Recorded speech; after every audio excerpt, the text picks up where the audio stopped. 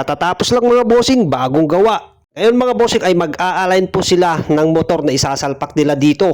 Kailangan malakas na motor ang isasalpak dito para malakas po ang hatak kahit puno po ito. Ito mga bossing, nandito pala tayo sa Siron Welding Shop. Dito po sa Dakalo, Fugu, Camalanyugang, Cagayan.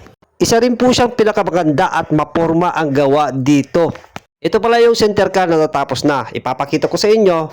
Ito nga pala yung pintuan sa side. Madali lang pong openin. Ganun lang po. Ito naman po yung mugs. Yan, ito po yung mga nagbaklasan ng mga kotse. Yan. Tapos dito naman sa loob, ipapakita ko naman sa loob. Stainless po yung mga frame. Yun. Mga iba naman ay bakal lang po. Pero mas marami po yung stainless. So yan. Ganyan po. Yung mga, ito po yung pintuan niya sa likod. Madali lang po openin yan. Hindi pa natutuklap kasi yung sticker ng stainless kaya ganyan pa, puti pa. Ito naman po yung stoplight at flasher sa likod. Ito po yung pintuan, madali lang openin. So ayan. Ganyan lamang po. Pag isinara mo naman, madali lang mga boss, walang kahirap-hirap. At dito na po yung likod niya mga boss. Ito naman po yung bintana niya.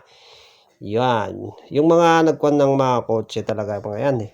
Pwede pa. Nabibili po yan sa Tugigaraw. At ito naman po yung mata niya. Ilalagay po dyan ay boss na mata. Yung ilaw. Kasama. Ito na po yung isasalpak. So, ito na mga boss. Kinalas po yung mga inalis po yung tangke, upuan.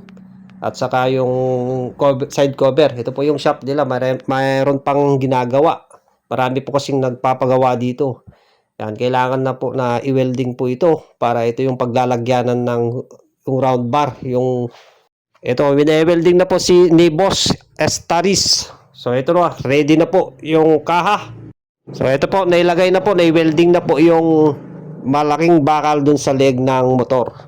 So, naglagay po ng bearing side by side yun para hindi siya maputol pag malubak po yung daanan. Bale, mag-message na lang po kayo sa kanya. Ilalagay ko po dito para may contact po kayo sa kanya. 0921-917-2447. So, ito na po. Nailagan na po yung boss na mata niya. Yan, natapos na po. May align. Ito na po. Yung finish. Yun. Galing. Ayos. Ang ganda. Ang forma. At kung natatakot naman kayo at baka mahuli kayo sa LTO na puro stainless po ito, pag nagpagawa po kayo ay wag nyo na lang po lagyan ng puro stainless. Kalba na lang para okay.